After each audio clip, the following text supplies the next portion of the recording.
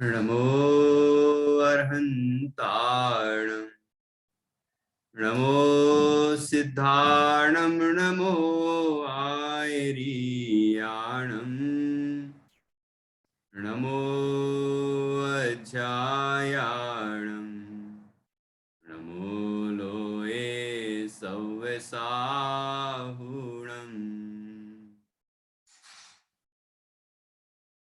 अर्हन्त सिद्ध साहु तिर्यं जिणधम वयण पडिमाहु जिण निलयाय दिराय नवदेवादिन्तु मे बोहि मंगलम भगवान वीरो मंगलम गौतमो गणी मंगलम कुंद कुंदाद्यो जैन धर्मोस्तु मंगलम सर्वमंगल मांगल्यम सर्वकल्याणकारकम प्रधानम सर्वधर्माणां जैनम जयतु शासनम जैनम जयतु शासनम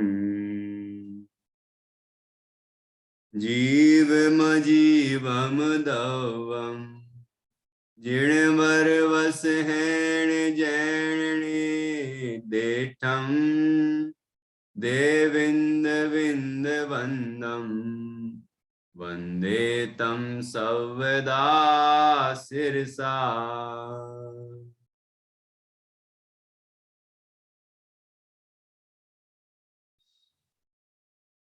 आचार्य श्री नैमिचंद सिद्धांति देव द्वारा रचित यह बृहद द्रव्य संग्रह है।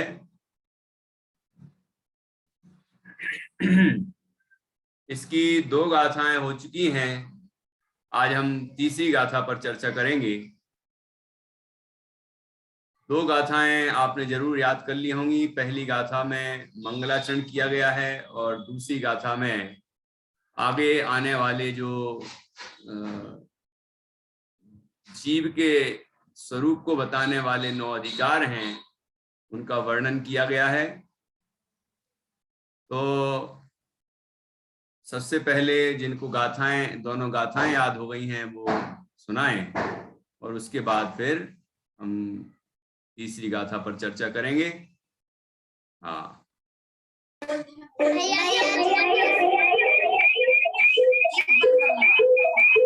दोनों मोबाइल चल रहे हैं क्या साथ साथ में?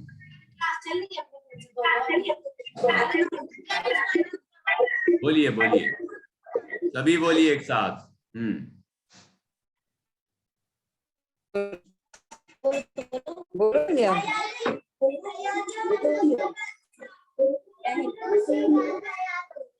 हाँ जी हाँ जी। देखो महरौनी में ये पूरा परिवार बैठा है स्वाध्याय करने के लिए और ये हमें दोनों गाथाएं सुनाएंगे। हाँ जी, सुनाइए।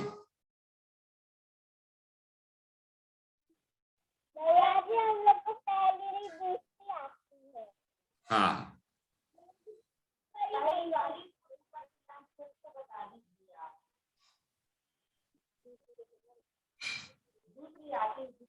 क्या हुआ बताइए ना। हाँ सुनाओ।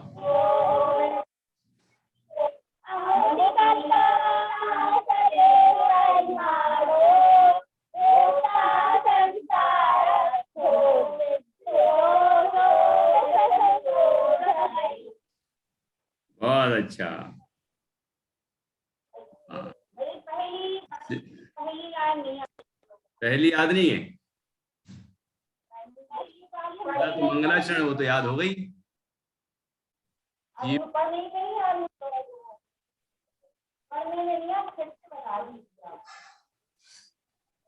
सुनाइए, गाथा सुनाइए। जीवम अजीवम दब्बम सुनाइए।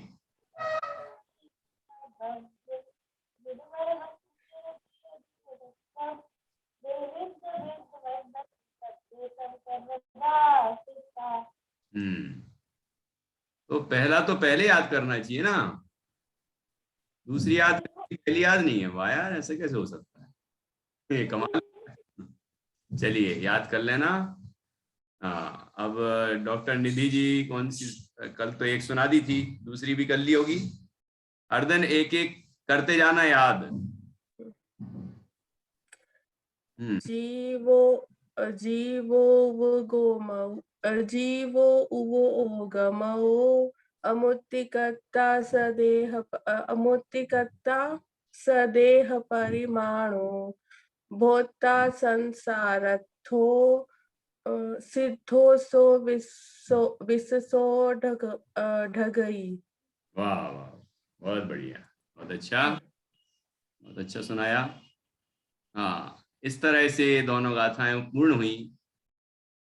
दोनों गाथाओं में से पहली गाथा में हमने समझा कि ये इसमें ये मंगलाचरण है और अरहंत भगवंतों को, सभी तीर्थंकरों को नमस्कार किया, 24 तीर्थंकरों को नमस्कार किया, ऋषभदेव भगवान को नमस्कार किया।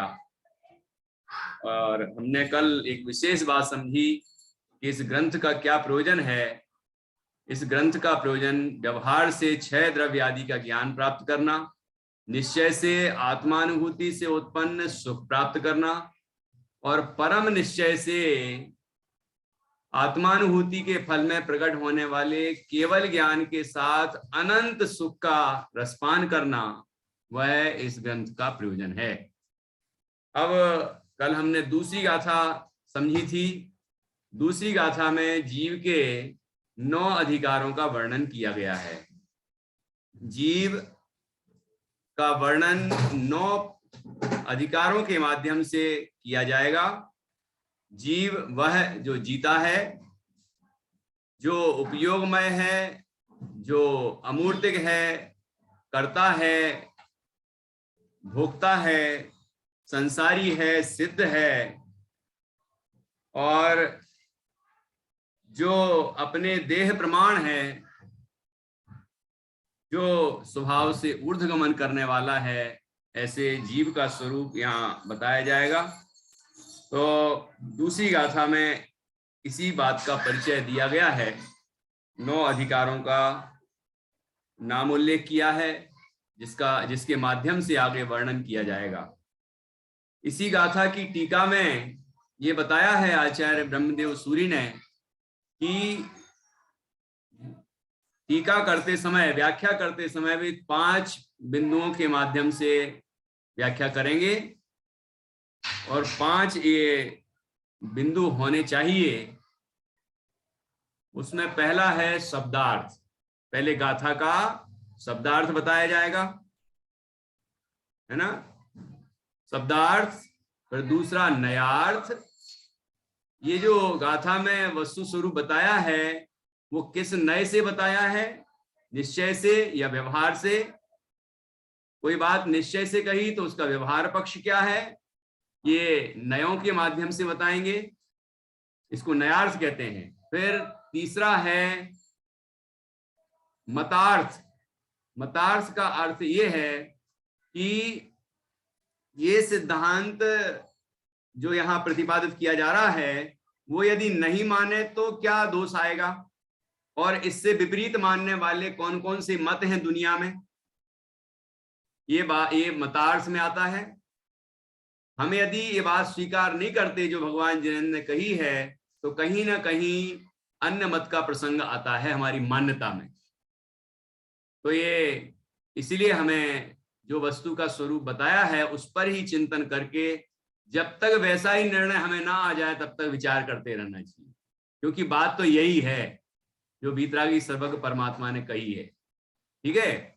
और चौथा है आगमार्थ, नहीं भावार्थ, आगमार्थ। चौथा है आगमार्थ, कि आगम से अर्थात कर्म सिद्धांत की अपेक्षा क्या स्वरूप है, निमित्त की दृष्टि से वस्तु का क्या स्वरूप है, तो एक वस्तु का दूसरे वस्तु के साथ किस तरह निमित्त नैमित्तिक संबंध है, ये आगमार्थ में बताया जाता है। और फिर होता है भावार्थ, जिसमें उस गाथा का प्रयोजन क्या है, भाव क्या है, मतलब क्या कहना चाह रहे हैं, वो भावार्थ के माध्यम से बताया जाता है। तो 5 बिंदुओं से गाथा का व्याख्यान किया जाएगा। कौन कौन से? शब्दार्थ, दूसरा नयार्थ, तीसरा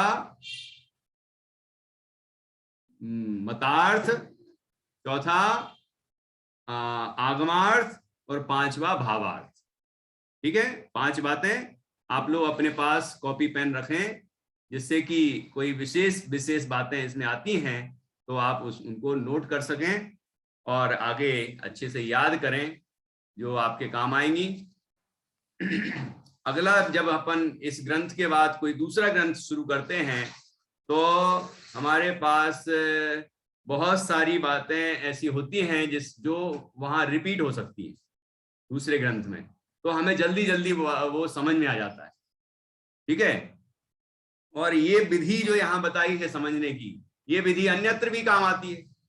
इसलिए जो भी ग्रंथ का स्वाध्याय करें, व्यवस्थित रूप से अच्छी तरह से करें, तो हमें इस ग्रंथ का जो मर्म है वो तो समझ में आएगा ही, और हम अपना हित करेंगे ही, साथ में अन्य ग्रंथ जब हम का स्वाध्याय करेंगे तो वो भी हमारे लिए आसान हो जाएगा। तो इस तरह यहाँ दूसरी गाथा में कुछ विशेष बात रह गई थी, वो मैंने आपको बताई। ये 5 तरह से व्याख्यान गाथाओं का किया जाएगा, जिसका वर्णन यहाँ आखिरी टीका में किया है। अब तीसरी गाथा है, यहाँ से जीव तत्व के, जीव द्रव्य का वर्णन 9 अधिकारों के माध्यम से किया जाना है। तो पहला अधिकार है जीवत्व अधिकार, मतलब जीव जीता है, ये सिद्ध करेंगे कि जीता है ना। तो कैसे कैसे जीता है, किन माध्यमों से जीता है, ये सारी, मतलब निश्चय से क्या है, जीव का स्वरूप, व्यवहार से क्या है, ये सब इसके अंदर बताया जाएगा। तो देखिए, ये गाथा है, गाथा हम पढ़ेंगे और उसका मर्म समझेंगे।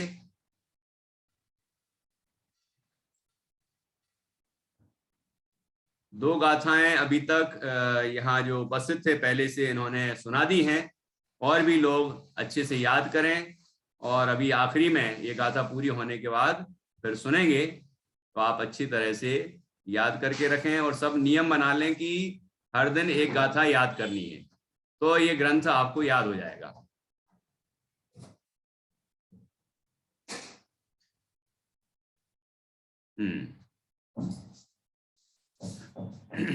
पढ़ते हैं। टिक्काले चदुपाणा, टिक्काले चदुपाणा। देखो, जैसे पढ़ते हैं उसको ध्यान दीजिए, नहीं तो आप यदि चदुपा ना ऐसे बोलेंगे तो चदुपा सुनने वाले को समझ में नहीं आएगा, पढ़ने वाले को भी नहीं आएगा कि यहाँ क्या कहना चाह रहे हैं। चदुपाणा, टिक्काले चदुपाणा।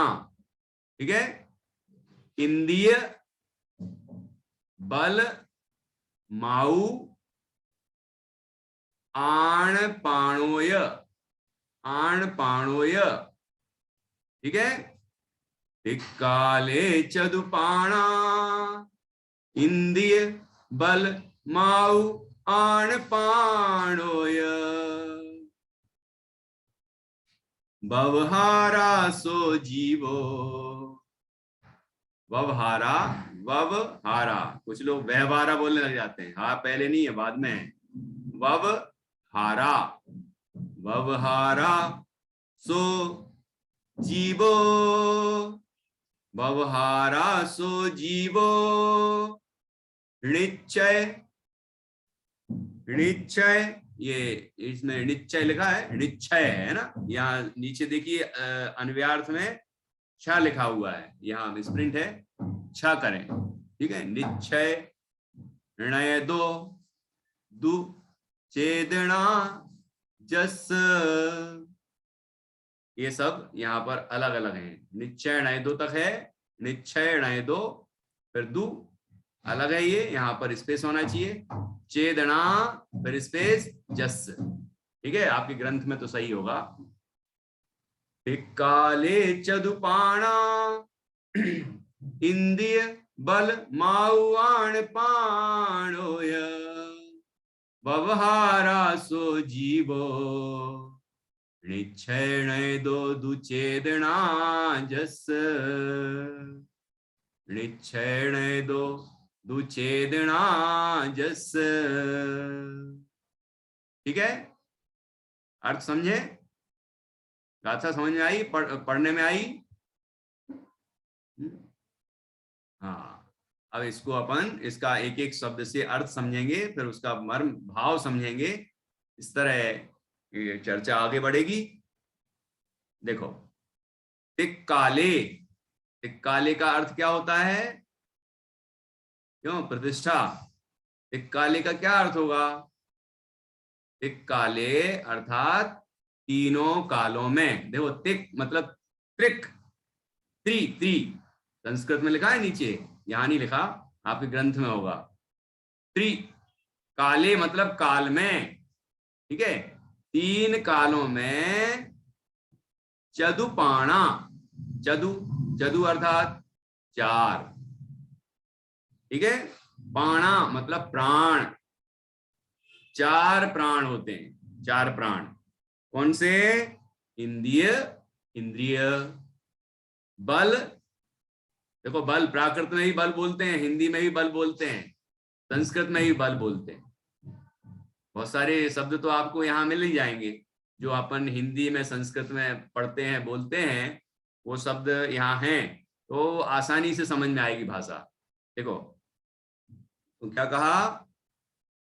तीन कालों में, तीन कालों में चतु प्राणा, चार प्राणों से। कौन कौन से चार प्राणों से? इंद्रिय,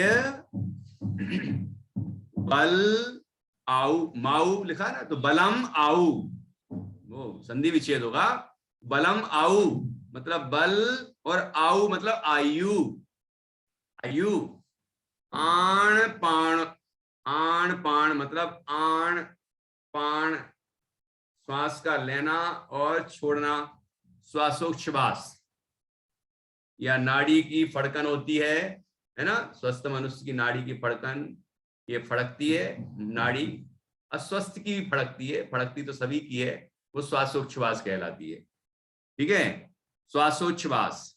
तो ये चार हो गए, इंद्रिय, बल, आयु और श्वासोच्छ्वास, इन चार प्राणों से है आण पाणो यह मतलब और, तो इंद्रिय, बल, आयु और श्वासोच्छ्वास से व्यवहारा सो जीवो, तो जीवो वह जीता है, वह जीव है, व्यवहारा व्यवहार से, जो तीनों काल में, भूतकाल में, वर्तमान काल में, भविष्य काल में तीनों प्राण से जीता है। कितने प्राण से? चार प्राणों से जीता है, वह जीव है। कितने प्राणों से जीता है नित्या? चार प्राणों से। कौन कौन से चार प्राण बताओ?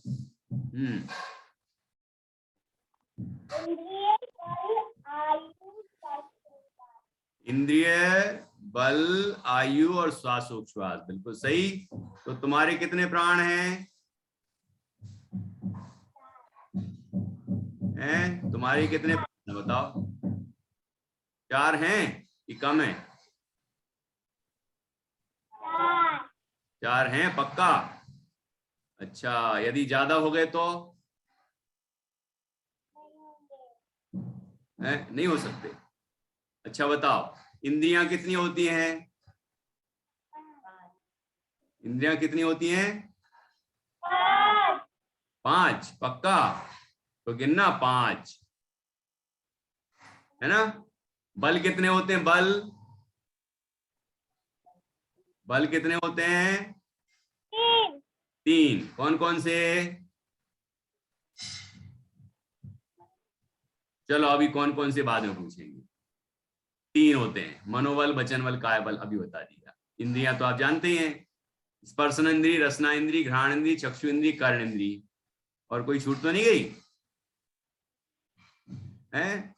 क्यों मैत्री, कोई छूट तो नहीं गई? नहीं, नहीं छूट, ठीक है।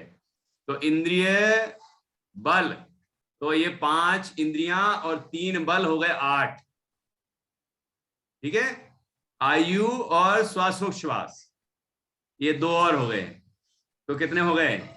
10। तो अभी तो तुम कह रही थी 4 प्राणों से जीता है, यहाँ तो 10 हो गए। उनके भेद करेंगे तो 10 प्राण होंगे। अच्छा, भेद करेंगे तो 10 होंगे, ऐसे सामान्य रूप से 4 कहे जाएंगे। ठीक है, अब कोई ऐसा जीव होगा क्या संसार में जिसके केवल 4 ही प्राण होते होंगे भेद करने पर भी? उसके भेद कर भी दें तो भी 4 ही होंगे। कोई है क्या ऐसा?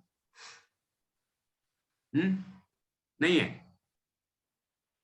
प्रतिष्ठा और भावना जी, दीपा जी इकट्ठी बोल रही है, मम्मी और माँ बेटी एक साथ। हाँ हाँ, होते हैं होते हैं होते हैं, देखते हैं, होते हैं भैया। एक इंद्रिय जीव। Very good. कैसे? क्योंकि उनमें काय बल होता है और हाँ, एक उत्पन्न इंद्रिय होती है, आयु और श्वासोच्छ्वास होता है। क्या बात है, कमाल कर दिया, बहुत बढ़िया। देखो, इंद्रिय होती है लेकिन एक, है ना, इंद्रिय होती है लेकिन एक ही इंद्रिय होती है। कौन सी इंद्रिय? स्पर्श इंद्रिय, तो एक हो गया स्पर्श इंद्रिय। बल होता है लेकिन एक ही बल होता है, हैं? कौन सा? काय बल, शरीर है ना, तो काय बल होता है बस, तो 2 प्राण हो गए।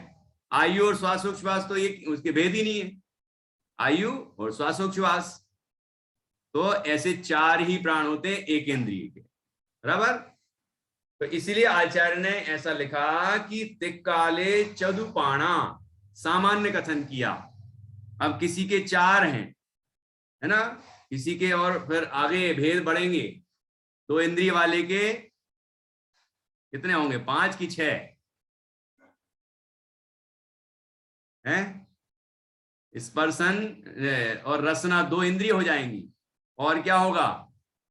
बल में काय बल तो है ही, काय बल तो सभी संसारियों के है, लेकिन एक बल और बढ़ जाएगा। कौन सा? अरे नित्य हाथ खड़ा कर रही है, कौन सा बल है? मन कहां से आ जाएगा? अभी असंगी पंचेंद्रिय तक तो मन हो ही नहीं सकता, असंगी पंचेंद्रिय तक तो मन हो ही नहीं सकता, मतलब 4 इंद्रिय तक वालों को मनोबल तो हो ही नहीं सकता, असंगी पंचेंद्रिय को भी नहीं होता। तो ये कौन सा बल होगा? वचन बल। हाँ, तो 5 नहीं होते, 6 ही होंगे। 4 प्राण, फिर 6 प्राण, फिर आगे की इंद्रियों के बढ़ेंगे, आगे इंद्रिय वाले के। फिर 3 इंद्रिय जीव के कितने हो जाएंगे? 7। 4 इंद्रिय जीव के 8। 5 इंद्रिय में असंगी के 9। कितने? पक्का? 5 इंद्रियां और 2 बल, आयु और श्वासोच्छ्वास, तो 5 और 2 7 और 2 9, बराबर। और संगी पंचेंद्रिय के 10 होंगे। यहां कोई दिख रहा है क्या आपको संगी पंचेंद्रिय जीव? मृदुला जी, आपको कोई दिख रहा है यहाँ पर उदाहरण? हाँ, हम लोग सभी हुए ना। अरे ठीक है, बहुत बढ़िया, हम लोग सभी हुए। हाँ, बहुत बढ़िया, बहुत अच्छा बताया। तो इस तरह से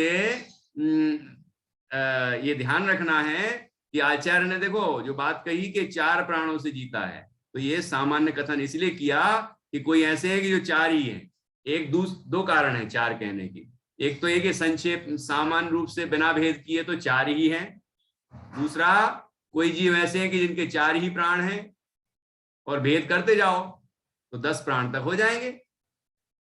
ठीक है, तो तिक्काले चदुपाणा इंद्रिय बल माऊ आण पाणोय व्यवहारा सो जीवो। इतना अपन एक पंक्ति समझ लें इसको, कि तीनों काल में, मतलब भूतकाल में, वर्तमान काल में और भविष्य काल में जो 4 प्राणों से, इंद्रिय बल आयु और श्वासोच्छ्वास, इन 4 प्राणों से जीता है, उसे व्यवहार से जीव कहते हैं, उसे व्यवहार से जीव कहते हैं। ठीक है, ये व्यवहार से हो गया। क्यों? निश्चय से क्यों नहीं? निश्चय से क्यों नहीं? व्यवहार से क्यों? कौन बताएंगे? निश्चय से क्यों नहीं, व्यवहार से क्यों? बताइए। क्योंकि भैया निश्चय नहीं थे, जानना और देखना ही जीव का वो है स्वभाव या है। लक्षण। हाँ, स्वभाव या लक्षण। अच्छा, और एक और कह सकते हैं कि निश्चय नय से जो स्वरूप है वो तो कभी बदलेगा नहीं, है ना। यथार्थ सुनिश्चय तो हमेशा एक सा रहे। हाँ, तो कभी अभी 4 हैं, किसी के इंद्रिय बढ़ गई तो 5 6 हो गए, 6 हो गए, 7 हो गए, 8 हो गए, 9 हो गए, 10 हो गए, है ना। और कुछ लोगों के 11वां भी हो सकता है, 11वां प्राण भी हो सकता है किसी का, है। हाँ, होता नहीं है लेकिन मानते हैं लोग। क्या? कोई, हाँ देखो ये बच्चे हाथ खड़ा करते हैं, इनको पता है, इनके दादा लगता है कि बगल में बैठे हैं। नहीं बैठे क्या? हाँ बैठे हैं, हाँ पता है। उनका भी सादा अलग चल रहा है भैया जी। हैं? उनका सादा होता है, मैं अभी पापा जी सादा में बैठे, मम्मी पापा जी अलग। अच्छा अच्छा, ठीक है ठीक है। ये प्रतिदिन स्वाध्याय करते हैं लोग, महरौनी गांव में है ना। बहुत अच्छे अच्छे स्वाध्याय करते हैं, इनका स्वाध्याय भवन भी है खुद का। चलिए बहुत अच्छा। तो बोलिए, 11वां प्राण किसको मानते हैं लोग? धन को। धन को। कोई कोई धन को मानते हैं और कोई कोई अन्न मानते हैं। अन्न, अन्न मतलब अनाज। कहते हैं कि अनाज 11वां प्राण है, अन्न। और भी लोग कहते हैं, है ना, सबकी मान्यताएं अलग अलग हैं। जैन दर्शन में तो 10 प्राण माने, यही जो यहाँ बताए हैं, है ना। लेकिन ये मोही जन और भी चीजों को प्राण मान लेते हैं, ठीक है। तो कोई कहता है कि 11वां प्राण अन्न है, तो कोई कहता है कि 11वां प्राण धन है। इस तरह से ये प्राण बढ़ा लेते हैं।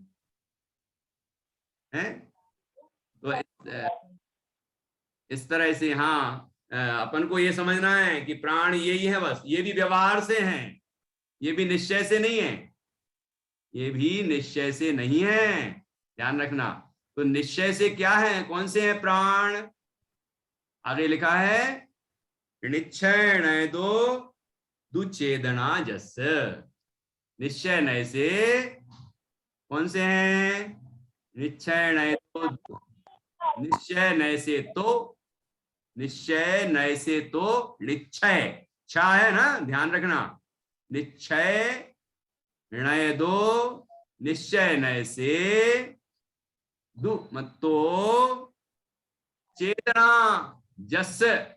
जस मतलब जिसके चेतना है, जिसके चेतना है सो जीवो। तो जीवो तो दोनों जगह आएगा। सो जीवो, सो मतलब सह संस्कृत में, वह जीवो जीव है, ठीक है। तो निश्चय नय से कौन जीव है? जिसके चेतना है वह जीव है। जो चेतन प्राणों से जीता है उसे जीव कहते हैं। अब बताइए, यहां कौन है जिसके जो चेतन प्राणों से नहीं जीता? कोई नहीं होगा ऐसा, सभी के चेतन प्राण हैं।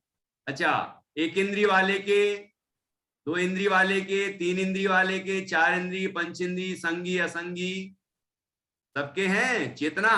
अच्छा, अरहंत भगवान मुनिराजों के? राज तो मनुष्य ही है। अच्छा, अरहंत भगवान के चेतना, चेतना है, चेतना नहीं भगवान के है, मुनिराज भगवान के भी है, और सिद्ध भगवान के? पक्का? सिद्ध भगवान भी चेतन है? नहीं है? मृदुला जी और कुछ नया ज्ञान दे रही है शायद। सिद्धों के तो एक भी प्राण नहीं होते, सिद्ध भगवान के तो। अच्छा, सिद्धों के एक भी प्राण नहीं होते? कौन से वाले एक भी नहीं होते? मात्र उनके चेतना होती है। हाँ, तो एक भी नहीं है, ऐसा कैसे कहा? हाँ, चेतना निश्चय से 10 जो प्राण नहीं होते प्राण, हैं। हाँ, निश्चय से जो प्राण कहा गया है चेतना, वो तो सबके ही है। विश्व में ऐसा कोई जीव नहीं है जिसमें चेतना ना पाई जाए।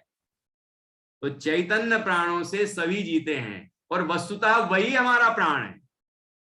वस्तुतः तो वही हमारा प्राण है, उससे ही हमारा जीवन है।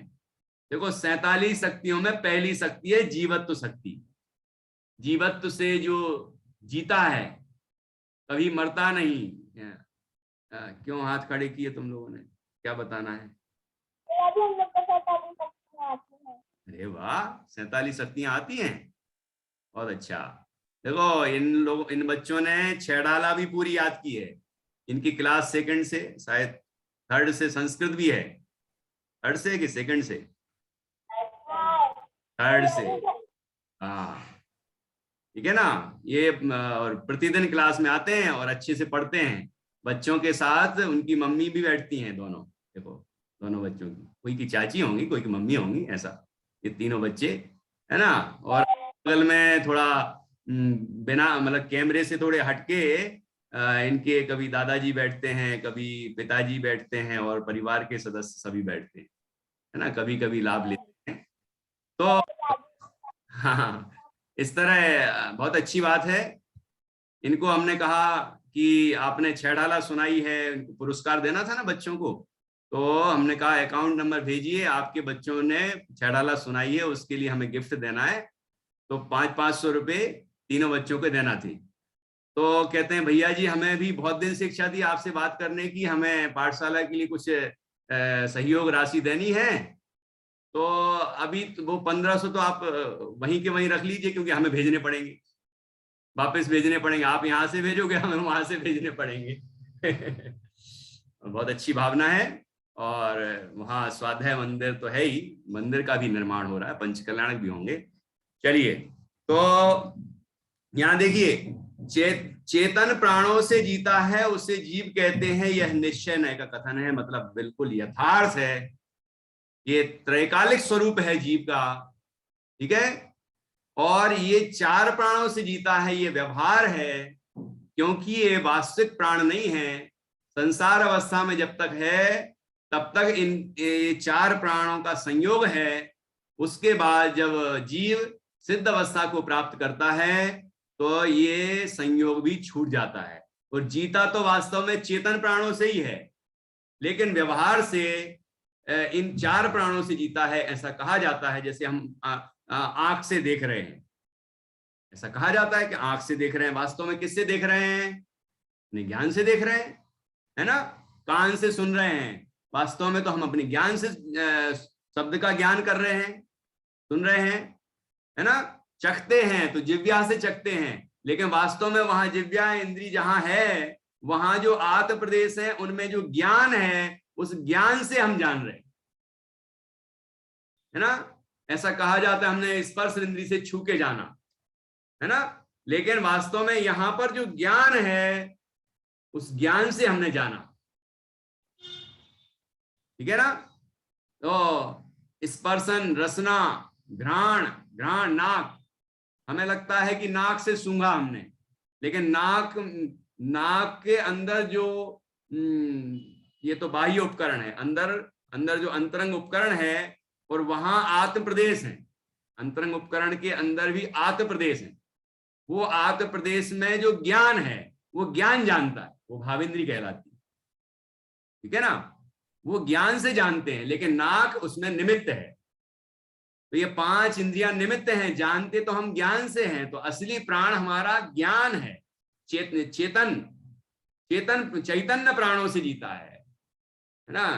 अभी भेद करेंगे उपयोग लक्षण में, उपयोग अगला अधिकार है ना, उपयोग, तो उसमें भेद करेंगे। अभी तो सामान्य बात है कि जो चेतन प्राणों से जीता है उसे जीव कहते हैं। अब आयु 6 हो जाए तो श्वासोच्छ्वास बंद हो जाए तो मरेगा कि नहीं मरेगा? मर जाएगा ना प्रतिष्ठा, मर जाएगा। मर जाएगा ना पक्का।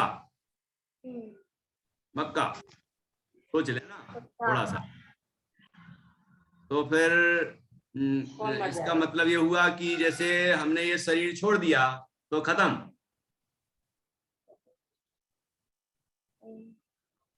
अपन खत्म हो गए, जीव नष्ट नहीं, नष्ट नहीं होंगे, अभाव नहीं होगा जीव का। मतलब आत्मा नष्ट नहीं होगी पर शरीर नष्ट हो जाएगा। तो शरीर है क्या हम लोग? नहीं, तो अपन कौन है? अपन शुद्ध चेतन है। शुद्ध चेतन है, जीव है, आत्मा है ना। तो श्वासोच्छ्वास बंद होने पर भी हम नहीं मरते, क्योंकि हम उस समय भी जानते देखते रहते हैं, हमारा अस्तित्व वहां भी तब भी कायम रहता है। तो ये चेतन का मतलब है जानना देखना है, चेतन का हाँ? मतलब क्या? चेतन का मतलब हाँ। जानना देखना है, जानना देखना है, जानते देखते हैं, है ना? और हम अपने चैतन्य प्राणों से जीते रहते हैं, और यहाँ विग्रह गति जब होती है तो भी जीते रहते हैं, और उसके बाद अगला शरीर धारण करते हैं तब भी जीते रहते हैं।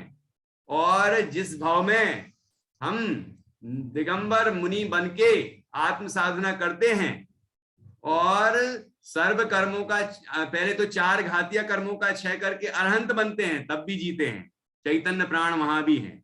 अभी तो आपने बताया था कि वहां भी चैतन्य प्राण है, और फिर वो अरहंत भगवान सर्व कर्मों से मुक्त होकर सिद्ध अवस्था को प्राप्त होते हैं। तो सिद्ध अवस्था में भी हम चैतन्य प्राणों से जीते रहते हैं, ठीक है ना। तो ये चैतन्य प्राण जो हैं ये हमारे वास्तविक प्राण हैं, और ये ऐसे प्राण हैं जिससे हम कभी मरते ही नहीं। ये निश्चय नय की बात हुई ना, निश्चय नय से जीव सदा जीता है, कभी मरता नहीं है, क्योंकि वह अपने चैतन्य प्राणों से जीता है। व्यवहार नय से देखा जाएगा तो कहा जाएगा कि जीव अपने इन 10 प्राणों से जीता है या 4 प्राणों से जीता है, तो ये जब प्राण छूटते हैं तो मरण होता है, फिर प्राण मिलते हैं, फिर जीवन होता है। ऐसा व्यवहार नय से कहा जाए, व्यवहार नय से जब जन्म मरण माना गया है ना। ऐसा नहीं, सर्वथा नहीं है कि जन्म मरण होता ही नहीं है, सर्वथा नहीं है बात, कथनचित है बात, ठीक है ना। तो इस तरह से जो 4 प्राणों से जीता है उसे जीव कहते हैं, और जो अपने शुद्ध चैतन्य प्राणों से जीता है उसे जीव कहते हैं। तो व्यवहार नय से जीव किसे कहते हैं? जो 4 प्राणों से जीता है, ठीक है।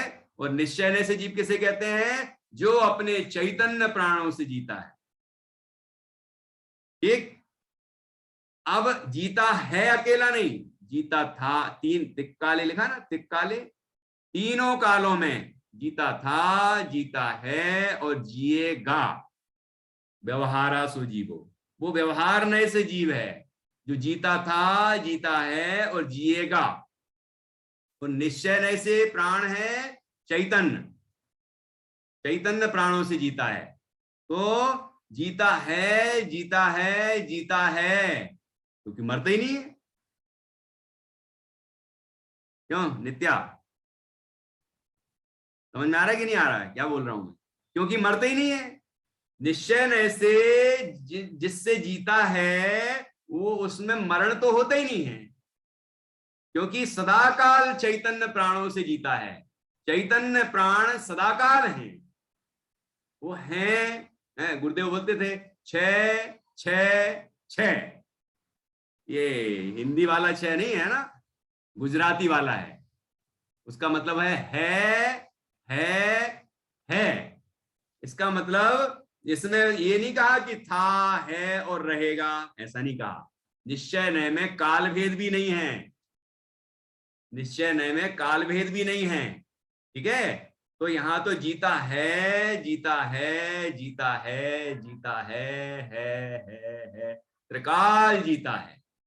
अपने चैतन्य प्राणों से जीव सदा जीता है, कभी मरता ही नहीं है, ठीक है।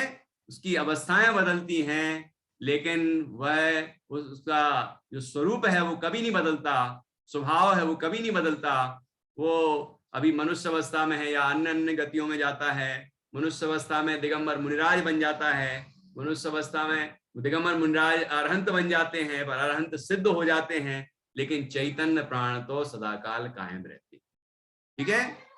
अब मृदुला जी कुछ प्रश्न कर रही है इसी संबंध में, फिर इसके बाद बहुत जोरदार एक बात बताई है वो बताऊंगा।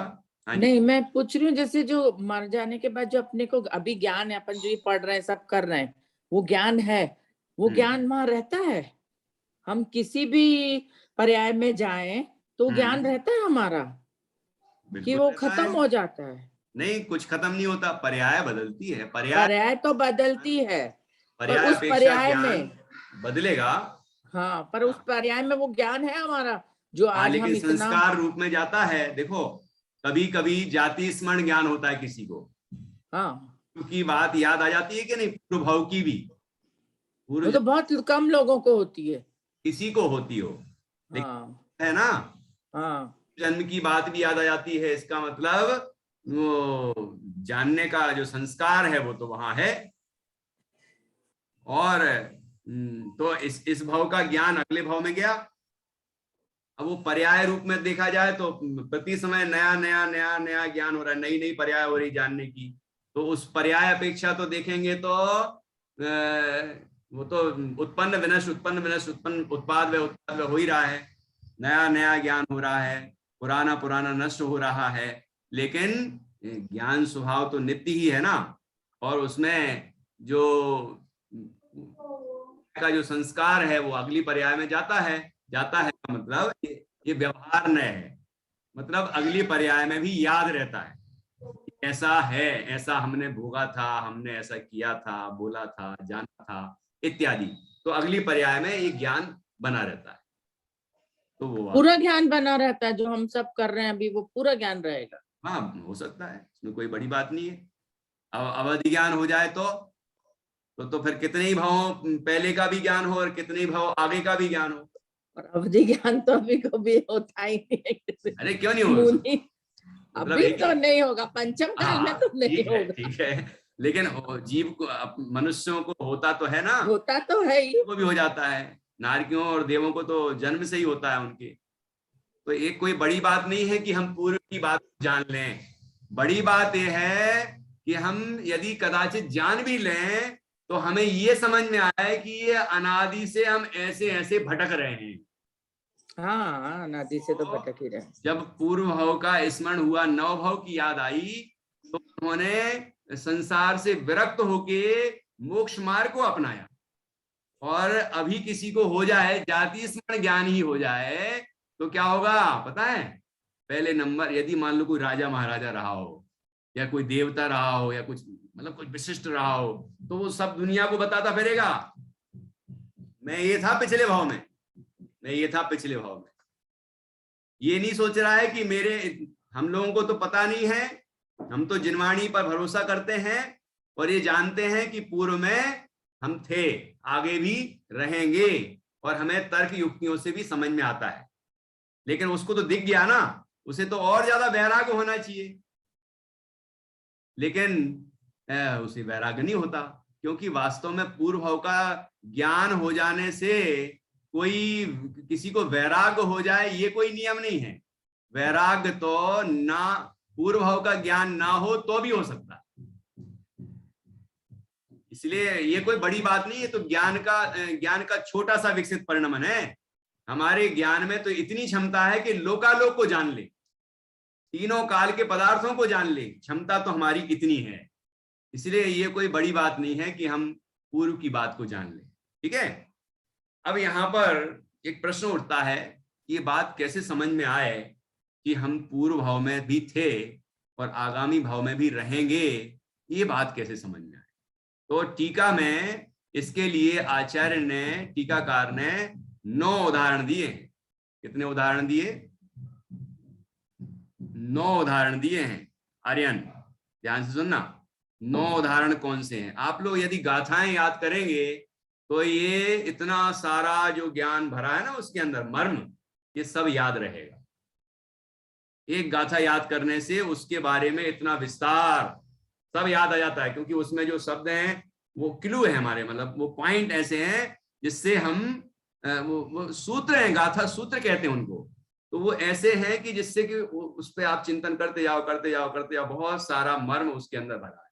तो एक वो अवलंबन मिल गया अपन को, गाथा है ना। गाथा एक अवलंबन है, सूत्र अवलंबन है।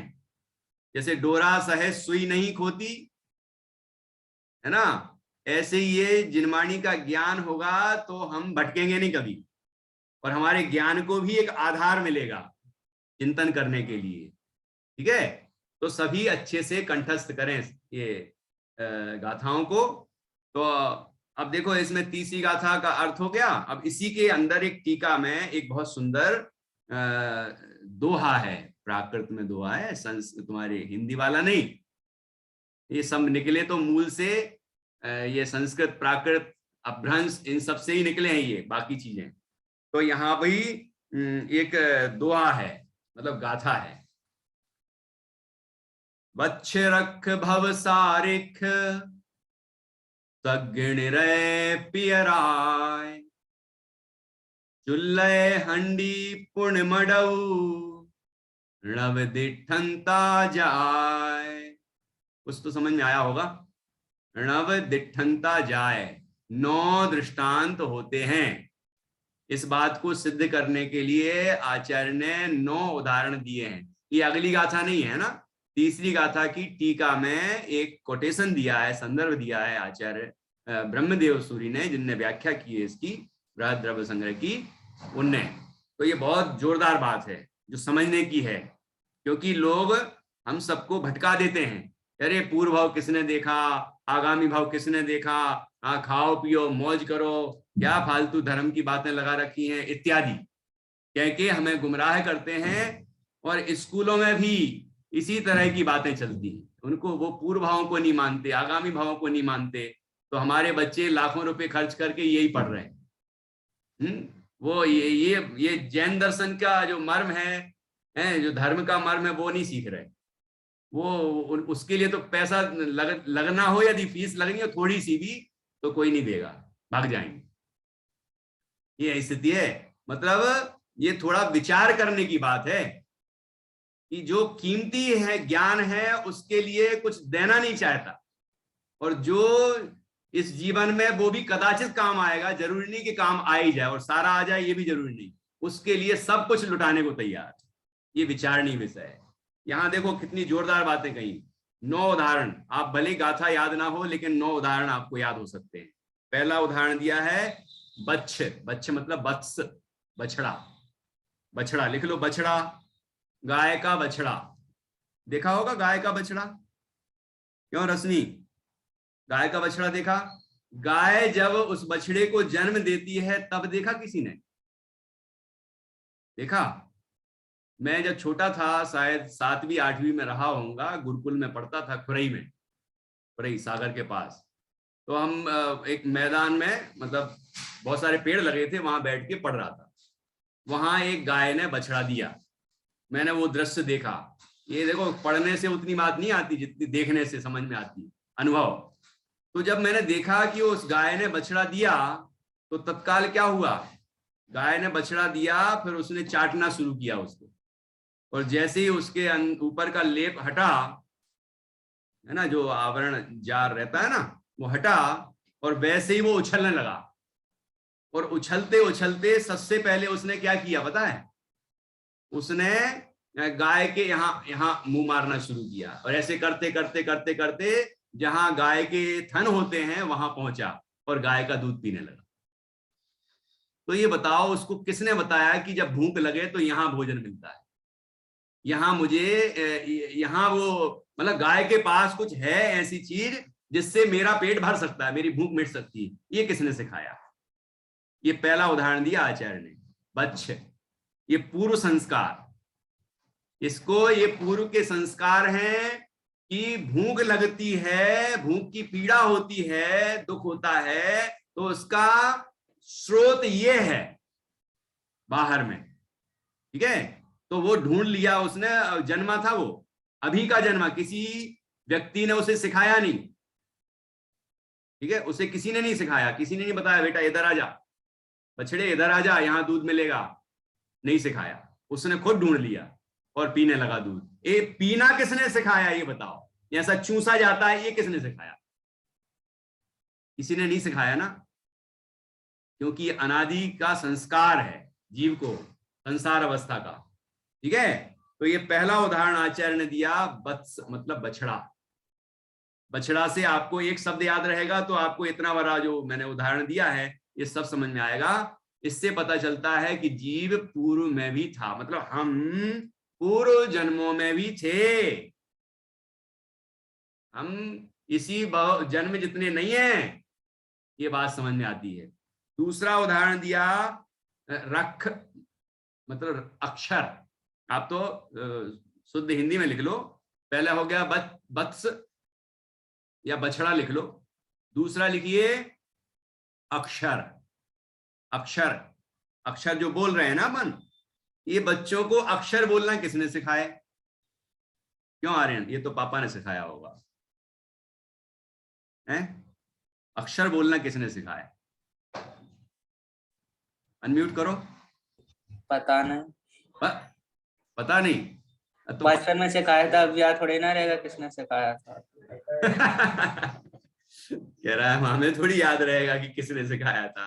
तो चलो एक काम करना कि जिन पे अपन विश्वास रखते हैं उनसे पूछ लेना कि हमें मम मम मम मम मम मम मम बोलना किसने सिखाया? ये भी तो अक्षर है, हैं? पाप पाप पाप पाप, कोई बुआ, मतलब किसके बोलते हैं कोई कि बुआ शब्द निकले तो अच्छा माना जाता है, तो बुआ बोलने लग जाता है, कोई कुछ और बोलने लग जाता है, मतलब कोई ना कोई अक्षर उसके मुंह से सहज भी निकलते हैं, सहज में ही फिर उसे अक्षर ज्ञान दिया जाता है कि इस भाव में जहां पैदा हुआ है ना, उस परिवेश में जो भाषा चलती है वो भाषा उसको सिखाई जाती है ना, और वो वातावरण मिलता है तो अपने आप सीख जाता है। मातृभाषा कितनी जल्दी आ जाती है, जो माँ की भाषा हो, हमारे घर परिवार की भाषा हो, तो वो नेचुरली कितनी जल्दी जल्दी आ जाती है ना, ये संस्कार होते हैं।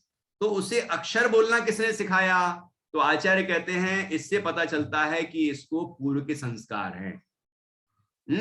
तो दो उदाहरण हो गए, अक्षर, पहला हो गया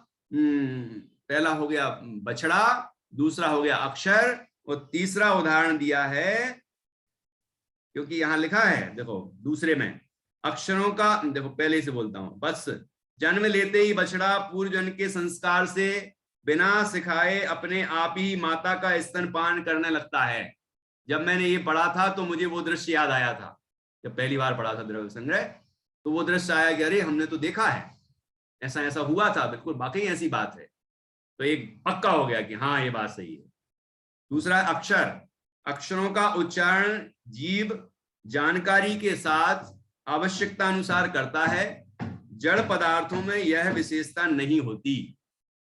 और भी जो अभी तो एक मैंने उदाहरण दिया, ऐसे सभी जो गाय भैंस या जो भी हैं वो भी तो कुछ ना कुछ बोलते ही है ना। ये बात पुद्गलों में तो नहीं देखी जाती, ये टेबल बोलने लग जाए, कुछ कुर्सी बोलने लग जाए, दीवार कुछ बोलने लग जाए, ऐसा तो नहीं होता ना। किसी के ऊपर अपन अचेतन जो जड़ हैं, पुद्गल हैं, उनमें चोट मारो तो चिल्लाने लग जाए, ऐसा तो नहीं होता ना। तो ये कार्य कोई जीव हो तो ही संभव है। इससे पता चलता है कि ये जीव पूर्व भावों से संस्कारित है, ठीक है। तीसरा उदाहरण दिया भाव, भाव मतलब जन्म। यदि आत्मा एक स्थायी पदार्थ ना हो तो जन्म मरण किसका होता है?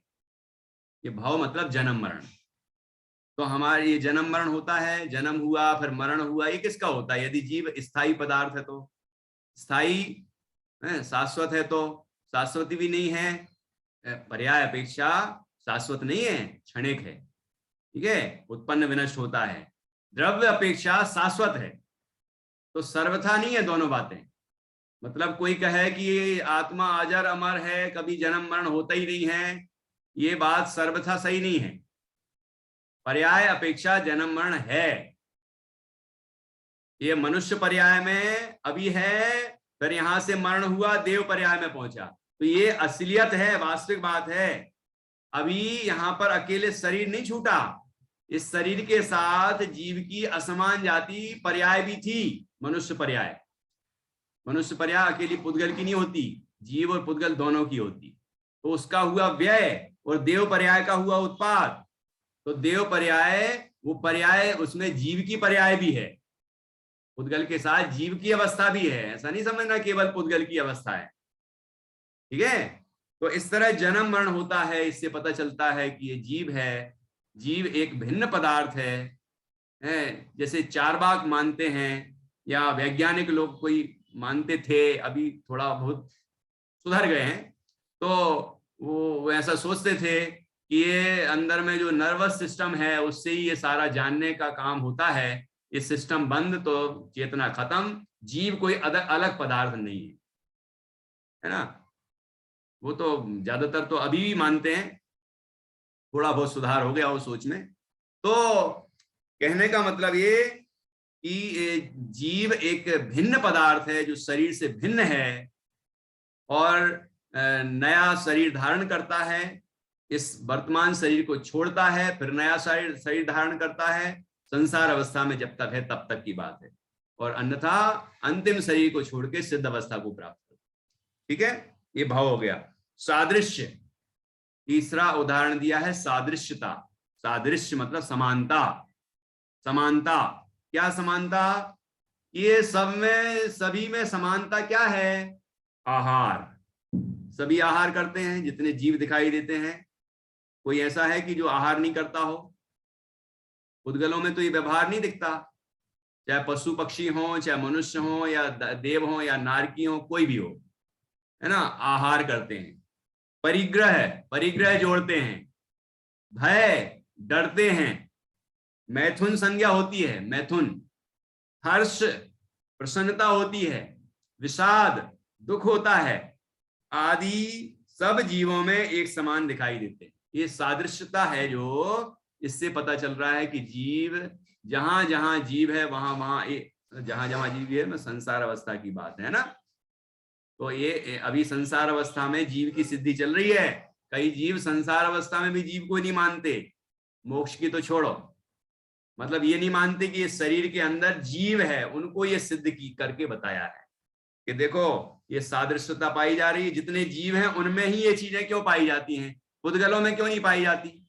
रोबोट को भूख लगती है क्या आर्यन? है नहीं लगती ना।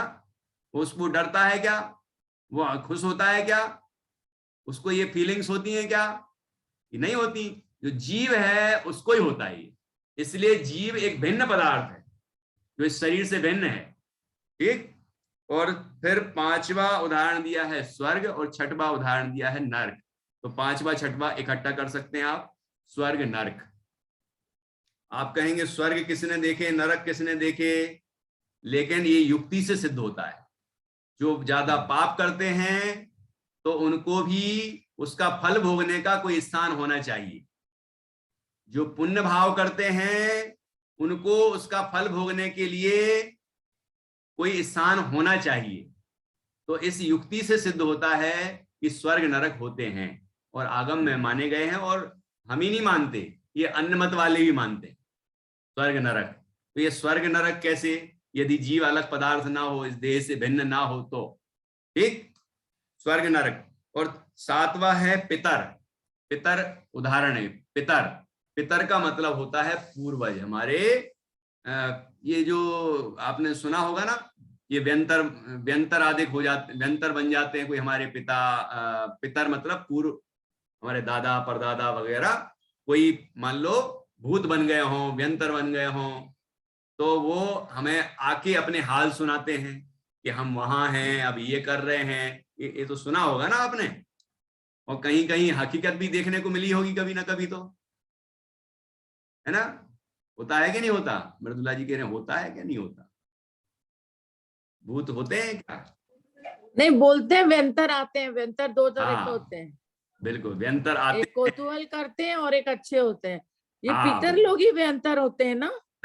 ये अपन नहीं मानते, पर और लोग बोलते पितर आए, पितर आए, पितर को हमको ये देना है, वो देना है। नहीं नहीं, देना है ना वाला नहीं, अपन लोग नहीं, जैनी लोग नहीं, अग्रवाल लेकिन लोगों में होते होता हैं। है। हाँ ठीक है, तो ये होते हैं मतलब ये तो सिद्ध हो गया ना, होते हैं।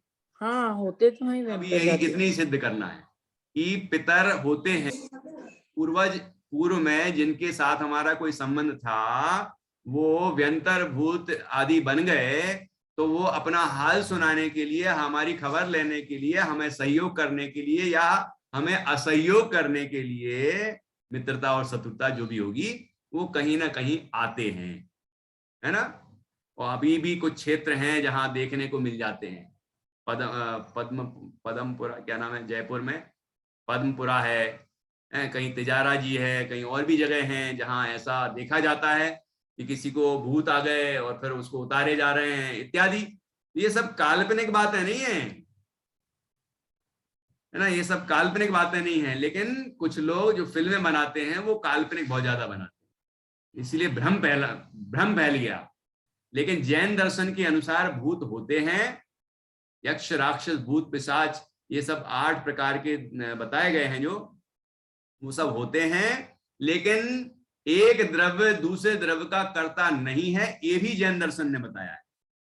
और हमारे पाप का उदय हो तो अनिष्ट का संयोग होता है, पुण्य का उदय हो तो इष्ट का संयोग होता है, ठीक है, और अनिष्ट का नहीं होता है, ये भी जैन दर्शन ने बताया है। इसलिए डरने की जरूरत नहीं है कि अरे हमने स्वीकार कर लिया कि भूत होता है तो डर, अरे भैया भूत होता है क्या, नहीं नहीं, डरने की जरूरत नहीं है। हमारे यहाँ एक सिद्धांत भी और है, उसको भी सीखना है हमें, ठीक है। स्वीकृति करें, ऐसा नहीं करें अरे यार अपन सोचेंगे भूत है भूत है भूत है तो डर लगने लग जाएगा, कांपने लग जाएगा अंधेरे में। नहीं नहीं, कुछ नहीं होगा, क्योंकि हमने ये जाना है कि होते हैं, लेकिन वो कुछ करते नहीं, मतलब कुछ कर नहीं सकते, क्योंकि मैं एक स्वतंत्र द्रव्य हूं और वो एक स्वतंत्र द्रव्य, और एक द्रव्य दूसरे द्रव्य का कर्ता हर्ता नहीं है। हाँ, हमारे संयोग वियोग में वो निमित्त हो सकते हैं, तो वो क्या आप भी हो सकते हैं। हम मनुष्य आपस में एक दूसरे के परस्परोपग्रहो जीवानाम, वो भी जीव हैं, हम लोग भी जीव हैं, तिरंच भी जीव है कि नहीं है, तो कोई भी निमित्त बन सकता है, तो इस निमित्त बनने में कोई दिक्कत नहीं है, लेकिन कोई किसी का कर्ता हर्ता नहीं है। अब आखिरी उदाहरण दिया है चूल्हा, नहीं 8वां उदाहरण दिया है चूल्हा और हांडी का। जो लोग हांडी होती है, चूल्हे के ऊपर हांडी रखते हैं, अब आजकल तो यहाँ शहरों में नहीं चलती, गांव में अभी भी चलती है, छठ क्या बोलते हैं, छठी के दिन ऐसा कुछ कहते हैं, मतलब वो 10 टन होती है, हमारे यहाँ 10 टन होती है, तो उस दिन वो हांडी चढ़ाते हैं, ऐसा व्यवहार होता है बच्चे जब जन्म होते हैं उसके बाद। तो अभी तो आप इतना उदाहरण समझ लो कि चूल्हे पर हांडी रखी है, मतलब एक घड़ा रखा है, या अपन तपेली रख दो, है ना, वो उसमें पानी भी है, उसमें दाल डाल दी तो मिट्टी, मतलब पृथ्वी का एक चीज भी हो गई, और क्या बोलेंगे, पृथ्वी हो गई है। 5 भूत होते हैं ना, 5 भूत, पृथ्वी, जल, अग्नि, नीचे से गर्म हो रहा है तो अग्नि, वायु भी है, ऑक्सीजन है कि नहीं पानी के अंदर, क्यों आर्यन है, और आकाश तो सब जगह है तो वहां भी है। ये 5 भूत मिले, जीव उत्पत्ति होती है क्या, दाल उबल रही है तो उसमें जीव पैदा होंगे। तो जो चार्वाक आदि मत मानते हैं कि 5 भूतों के मिलने से, पंचभूत मतलब ये 5 भूत प्रेत की बात नहीं है यहाँ, 5 भूत मतलब पृथ्वी, जल, अग्नि, वायु और आकाश, इन पंचभूतों के मिलने से जीव की उत्पत्ति होती है, ऐसा मानते हैं। तो वहां 5 चीजें मिली, लेकिन कोई जीव की उत्पत्ति तो नहीं हुई। पानी उबल रहा है, वो दाल उबल रही है, कोई जीव तो पैदा नहीं हुआ। इससे पता चलता है कि 5 भूतों के मिलने से जीव उत्पत्ति नहीं होती, लेकिन जहां 5 चीजें मिलती हैं तो वहां कोई जीव कहीं से मरकर वहां जाके पैदा हो जाता है, ये बात सही है। लेकिन उन 5 चीजों से नहीं हुई उत्पत्ति। मतलब ये ऐसा उदाहरण दिया जाता है जैसे पान तो देखा होगा आपने, पान खाते हैं लोग, तो पान का पत्ता हरा होता है, उस पर चूना लगा, वो पहले कत्था लगाते हैं, कत्था लगाते हैं, वो कत्थाई रंग का होता है। चूना लगाते हैं, वो सफेद रंग का होता है। उसमें सुपारी डाली या और वो कोई चीजें डाली तो वो अलग अलग रंग की होती हैं, और उसको मिला के बांध के लोगों ने खाया। मैं तो नहीं खाता क्योंकि वो साधारण वनस्पति है, तब प्रतिष्ठित प्रत्येक वनस्पति है, और 32 हरी सब्जियों का दोष लगता है एक पान खाने में, इसलिए वो नहीं खाना है। उदाहरण दे रहा हूं। तो किसी ने खाया, तो उसने चबाया, तो उसने पीक मारी, मतलब थूका, तो लाल रंग हो गया, लेकिन लाल रंग तो उसने नहीं डाला था। तो वो चार्वाक मत ऐसा कहता है कि जैसे कि इसमें हमने लाल रंग तो कोई नहीं डाला था, लेकिन इन्हीं के मिलने से लाल रंग की उत्पत्ति हो गई। जैसे इन चीजों के मिलने से पान में लाल रंग की उत्पत्ति हो जाती है, ऐसी 5 भूतों के मिलने से चेतन की उत्पत्ति हो जाती है, ऐसा वो मानते हैं। तो आचार्य ने ये उदाहरण देके समझाया कि वहां चूल्हे पर हांडी रखी है, 5 भूत मौजूद हैं, लेकिन जीव तो पैदा नहीं हो रहा है, कोई जीव की उत्पत्ति तो नहीं हो रही। इससे ये तर्क तुम्हारा ठीक नहीं है ना, कि 5 भूतों के मिलने से जीव उत्पत्ति होती है। जीव अलग वस्तु है, अलग द्रव्य है ना, वो एक भिन्न सत्ता है, और ये 5 भूत ये भिन्न सत्ता है। शरीर अलग द्रव्य है और जीव अलग द्रव्य है। ये बात उन्होंने सिद्ध की इस उदाहरण के माध्यम से, चुल्हे हंडी। और 9वां उदाहरण है मृतक। मृतक, मुर्दा। मुर्दा देखा होगा, मुर्दा, मुर्दे से क्या पता चलता है? आंख देखती हो तो ऐसे मरता है, कोई देखा होगा, मर गया तो ऐसी आंखें खुली रह गई हैं, आंखें खुली रह गई तो वो देखता होगा कि नहीं? आंखें खुली रह गई तो उसके ऐसे सामने हाथ करो ऐसा ऐसा, तो देखेगा कि नहीं देखेगा कि कोई हाथ हिला रहा है? नहीं। क्यों प्रतिष्ठा, ऐसा क्यों नहीं? क्योंकि देखने जानने वाला तो निकल गया। तो ऐसे नाक, आंख, कान, सारी इंद्रियां उसकी मौजूद होने पर भी उसमें से जानने वाला पदार्थ निकल गया, इसलिए वो इंद्रियां मौजूद होने पर भी जानने का काम नहीं हो रहा है। ये बात यहाँ पर इन 9 उदाहरणों से बताई। देखो ये आखिरी का मृतक है ना। देखो अपन ने यहाँ से एक ग्रंथ में से नहीं पढ़ा था, वो पढ़ के अपन अपनी क्लास पूरी करते हैं। स्वर्ग नरक, जीव यदि स्वतंत्र पदार्थ ना हो तो स्वर्ग नरक में जाना किसके सिद्ध होगा? पितर, अनेक मनुष्य मरकर भूत आदि हो जाते हैं और अपने स्त्री पुत्र आदि को अपने पूर्व भाव का हाल बताते हैं। चूल्हा और हांडी, जीव यदि पृथ्वी, जल, अग्नि, वायु और आकाश इन 5 महाभूतों से उत्पन्न होता हो तो दाल बनाते समय चूल्हे पर रखी हुई हांडियों में भी, हांडी तो मिट्टी की होती है ना, में भी 5 महाभूतों का समागम होने के कारण वहां भी जीव उत्पन्न होना चाहिए, परंतु ऐसा नहीं होता है। 9वां उदाहरण है मृतक। मुर्दे में 5 पदार्थ होते हैं, परंतु उनमें जीव के ज्ञानादि नहीं होते।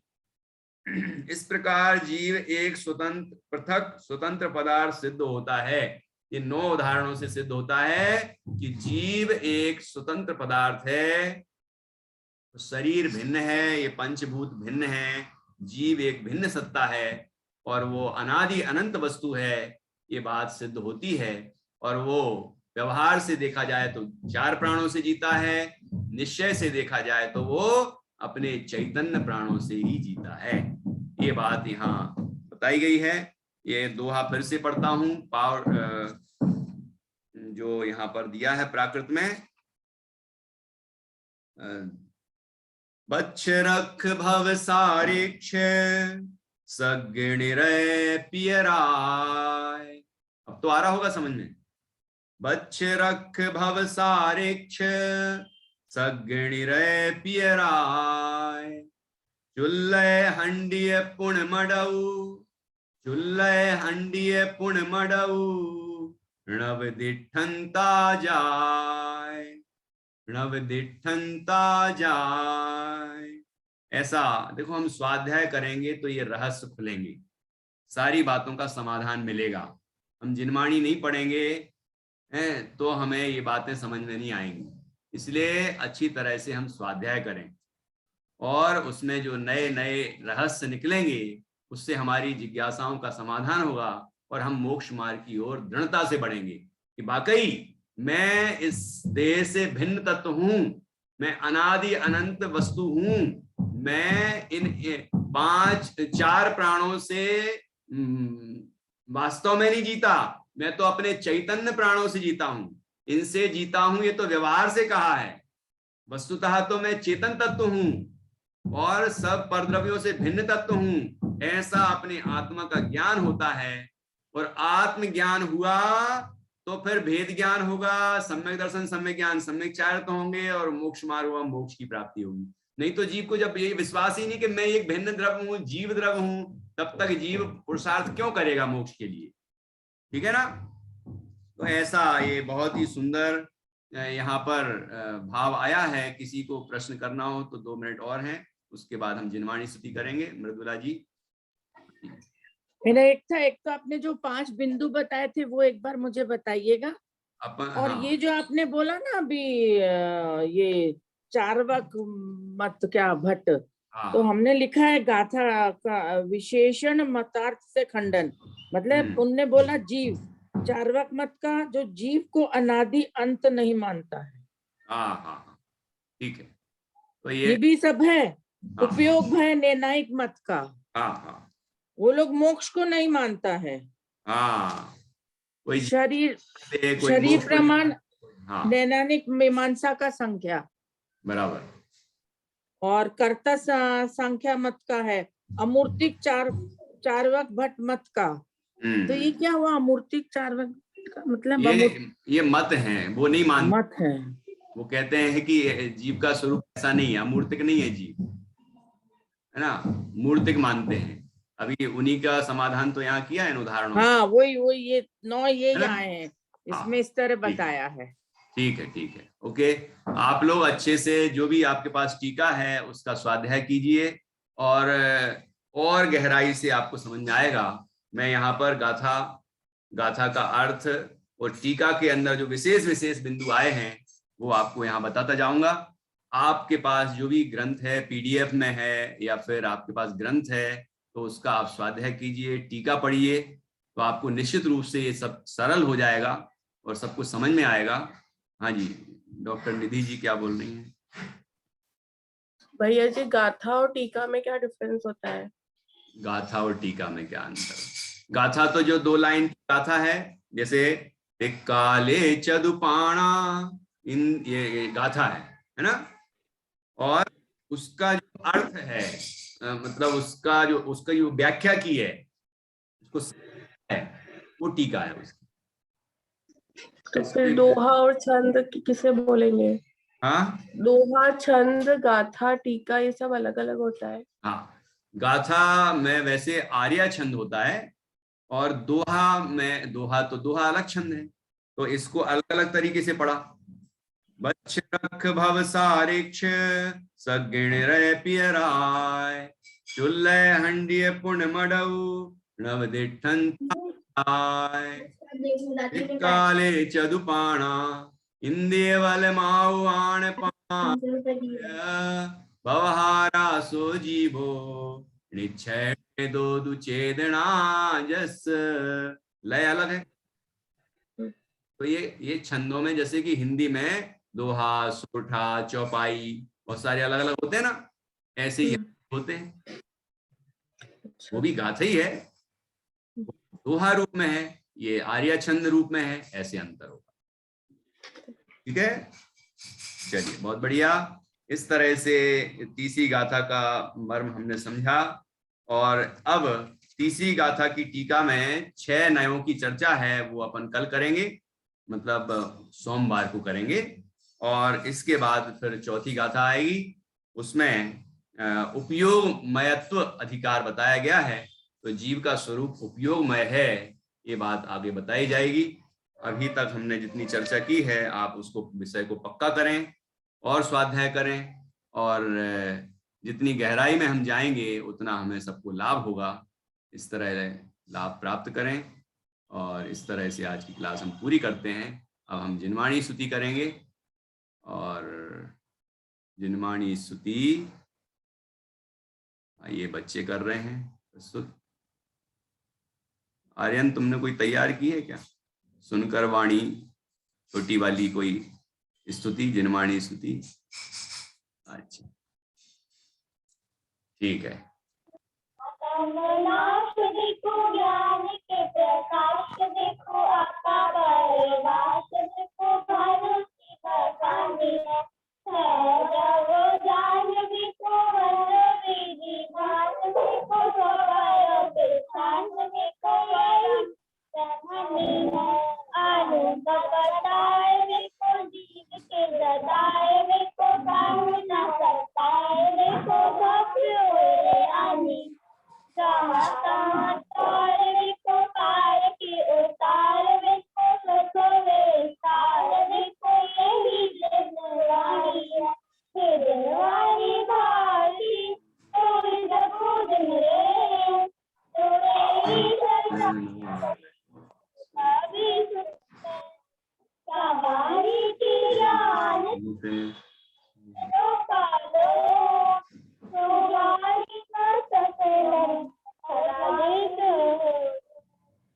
बोल कालसांग जिनवाणी माता की जय, महान जिन धर्म की जय।